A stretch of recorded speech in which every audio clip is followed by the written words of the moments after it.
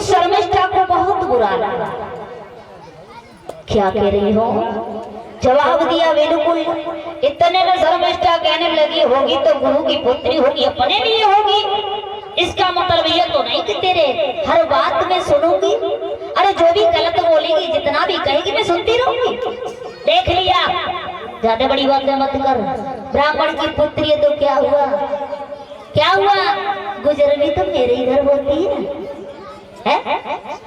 अरे गुजर भी तो मेरे घर हो रही है, तेरा बाप लेकर के मेरे घर रहता है। तू ज्यादा बड़ी पंडितानी मत बने, ज्यादा औकात मत दिखाए, क्योंकि मेरे घर में तेरे माँ बाप का और तेरा पेट पल रहा है। शर्मिष्ठा ने कहा, देवयानी को बड़ा बुरा लगा और इतना कहने के बाद शर्मिष्ठा ने वस्त्र तो नहीं दिए और देवयानी को कुआं में ढकेल दिया। चलिए इधर। अब इधर जैसे ही राजा याद पहुंचे, जा रहे थे आवाज सुनी और कहने लगे, अरे घोड़ा वाले भैया तुम कौन हो? जरा घोड़े को रोक ले और हमें बाहर निकाल लो। जैसे ही घोड़ा रोका, आगे बढ़े। उन्हें प्यास लग रही थी वैसे भी, तो आगे बढ़े हैं। और जैसे ही आगे बढ़े तो आवाज आई है कि इधर को मत आना, क्योंकि मेरी अवस्था देखने लायक नहीं है। तो उन्होंने अपने पीताम्बर को नीचे गिरा दिया और जैसे नीचे गिराया है तो उसने आधा तो अपने तन से लिपटा लिया और आधा ऊपर को फेंक दिया। उसे जब पकड़ करके बाहर निकाला है, जैसे पार पर आए तो देवयानी का हाथ पकड़ करके राजा याद ने बाहर खड़ा कर दिया। बस चले। देवयानी कहने लगी, अब तुम कहाँ जा रहे हो? कहा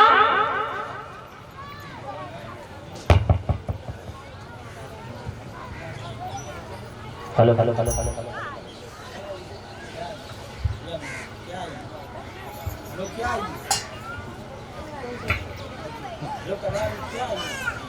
और जैसे ही आयात चले तो देवयानी ने कहा, कहाँ जा रहे हो? जवाब दिया, अपने घर जा रहा हूँ। बोले क्यों? अब क्या मेरा काम है? देवयानी कहने लगी, सुनो, आपने हमें बाहर निकाला। बोले बिल्कुल। कहने का मतलब? कहने का मतलब ये है, हमें ये बताओ कि ये हाथ जो होता है, लड़की का हाथ कौन पकड़ता है? परीक्षित महाराज। परीक्षित महाराज, कौन सी दुनिया में रहता हो तुम? परीक्षित महाराज आज पंखे फुलाने लगे। ये बताओ, ये हाथ कौन पकड़ता है? हाथ पकड़ता है जो जिंदगी, समझ गए ना? हाथ वही पकड़ता है जो जिंदगी साथ काटता है, वही हाथ पकड़ता है।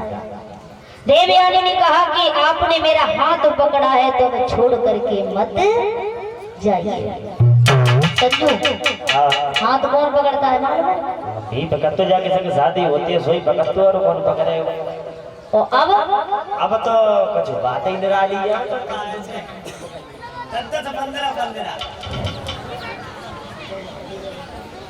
और आतन में आतन बन गया, सब पकड़ ले। अब तो जब कलयुग में कुछ पता ही ना है। वैसे हाथ तो तीन ही लोग पकड़ते हैं, बीमार पड़ जाओ तो डॉक्टर, और जब माता बहनें चूड़ी पहनती है तब मनिहार, और तीसरा ही होता है पति जो जीवन काटता है।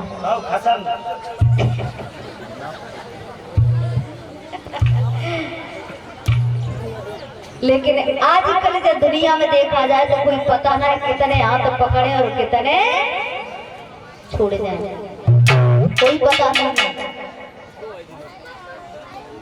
क्योंकि कुछ लोग तो ऐसे होते शादी कर लेते हैं और अनपढ़ होता है, सब पढ़ी लिखी आ जाती है, इंग्लिश में बात करती समझ ना पाता, तो उन्होंने कुछ कह दी तो फिर उन्हें छोड़ के चली गई,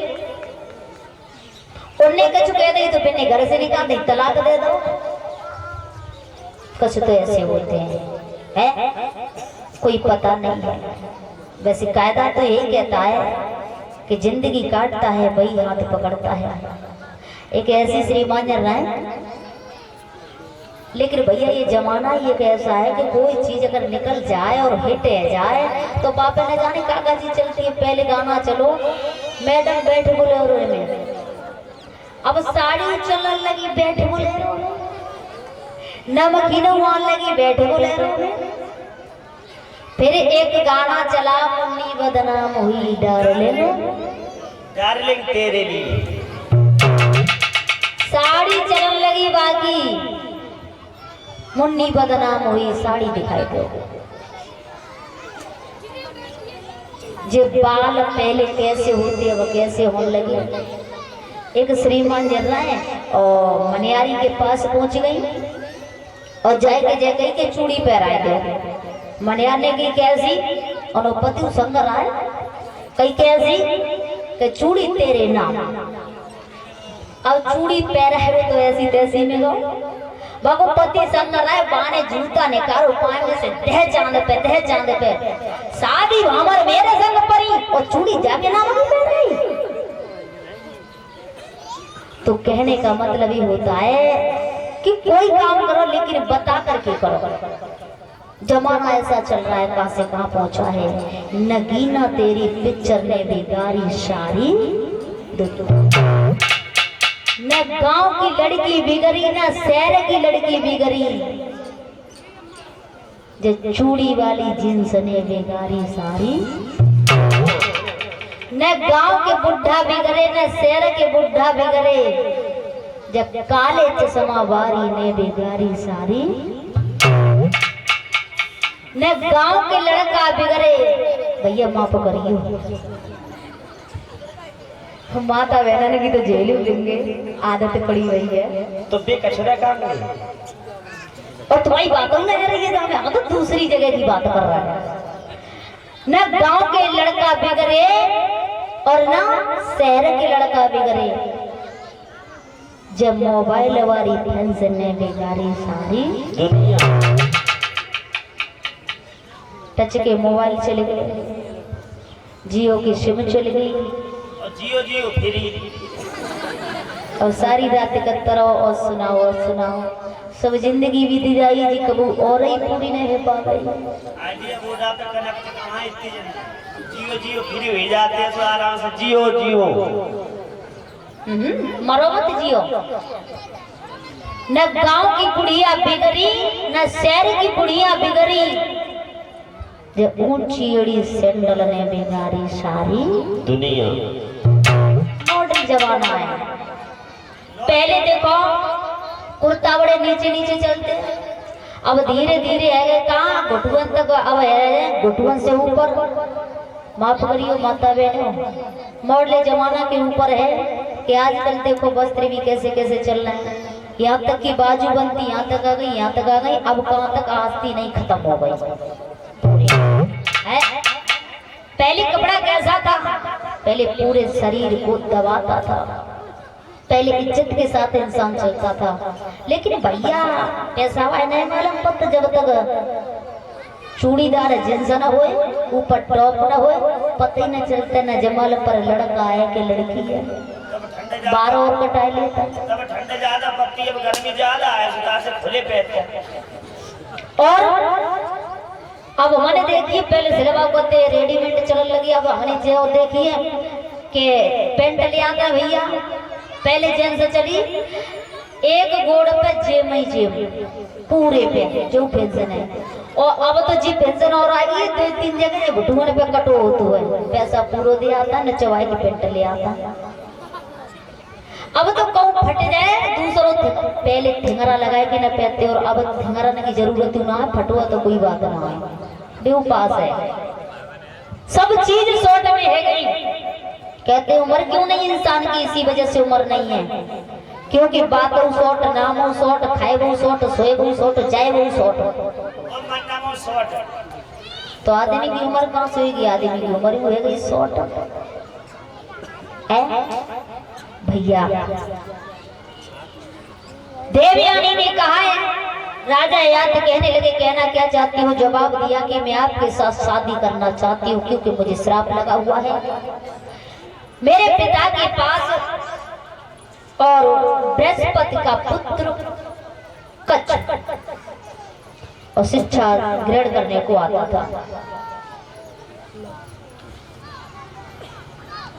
लेकिन शिक्षा पूर्ण हो गई, संजीवनी विद्या सीखने आया और जब पूरी हो गई तो वो जा रहा था, लेकिन मैंने उसे वर बनाना चाहा, उसने श्राप दे दिया। उसने मना कर दिया तो मैंने उसे श्राप दे दिया कि जा मेरे पिता की पढ़ी हुई विद्या निष्फल हो जाए। उसने भी श्राप दे दिया, जा तुझे जाति का ब्राह्मण कोई नहीं रिहाएगा, इसलिए आप मेरे साथ शादी कर लो। इतना कहने के बाद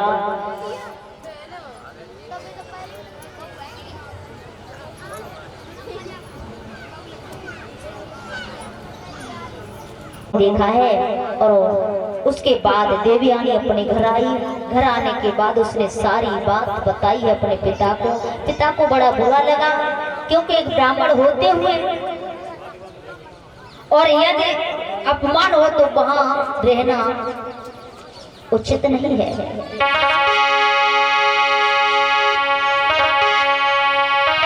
पंडित कर्म के करण से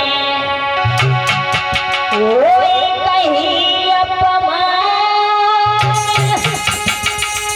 नहीं रुके छड़ी परिवहन हो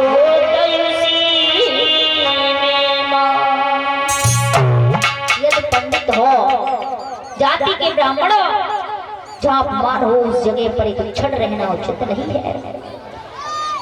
गुरु शुक्राचार्य ने अपनी बेटी का हाथ पकड़ा और लेकर चल दिए।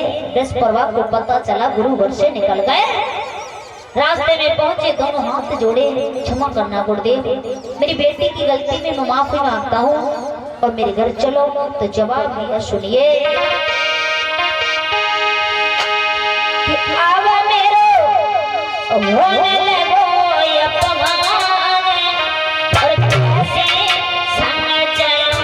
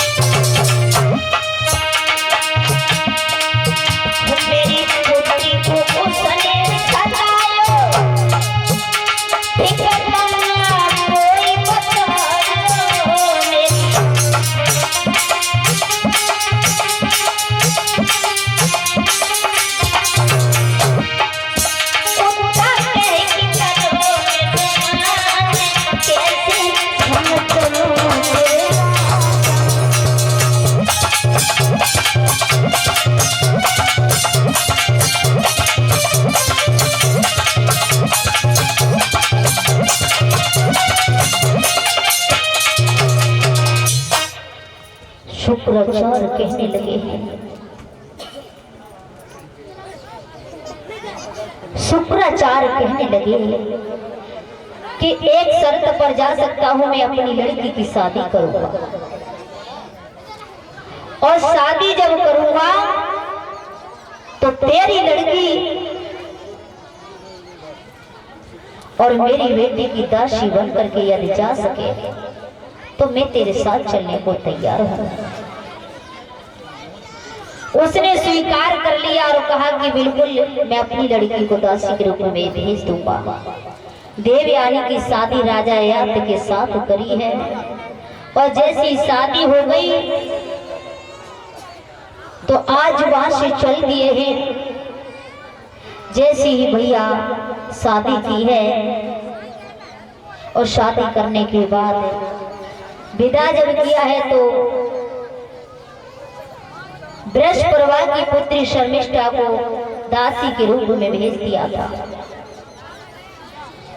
शुक्राचार्य ने एक बात कही कि लाला, इसे कभी भी अपनी सेज पे मत आने देना, क्योंकि इसके लिए हम तुम्हारे साथ भेज रहे हैं।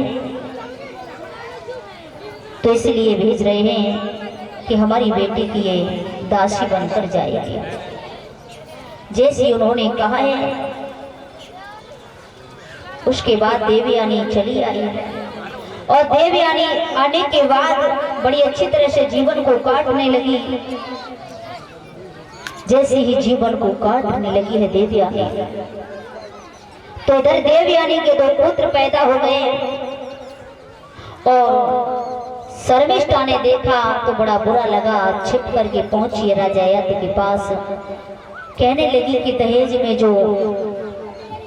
जो कुछ मिलता है वो किसका होता है? जवाब दिया दूल्हे का। राजा याद समझ गए, छिप छिप के मिलने लगी और जब मिलने लगी है तो शर्मिष्ठा से 3 पुत्र पैदा हुए। बच्चे बड़े हुए। देवयानी ने पूछा, बेटा तुम्हारे पिता का नाम क्या है? तो बताया राजा याद। शुक्राचार्य को बताइए तो शुक्राचार्य ने श्राप दे दिया। जब श्राप दिया है तो वापस लौट कर आए, क्षमा मांगी है और उसके बाद कहा कि हे देवयानी, मुझसे बहुत भारी भूल बन गई, बहुत भारी भूल बन गई देवयानी, मुझे माफ करना। शुक्राचार्य के पास गए। शुक्राचार्य ने कहा अपनी किसी बेटे से आयु मांग लेना, यदि मिल जाए तो देवयानी के पुत्र ने मना कर दिया। शर्मिष्ठा के पुत्र ने कहा कि पिताजी, आप जवानी की तो छोड़ो, जान भी अगर लेना चाहो तो जान भी मेरी हाजिर है। बेटा तो ऐसा होना चाहिए। उन्होंने उम्र ले ली है, बुढ़ापा दे दिया और देवयानी के साथ में 1000 वर्ष तक रहे हैं। उसके बाद बुढ़ापा लिया है और जवानी दी है। उसके बाद उन्होंने जाकर के भजन किया है जंगल में और भजन करते करते अपने शरीर को छोड़ दिया। बोलिए गोविंद भगवान की। और ये 50 रुपए उपदेश यादव ग्राम लाए।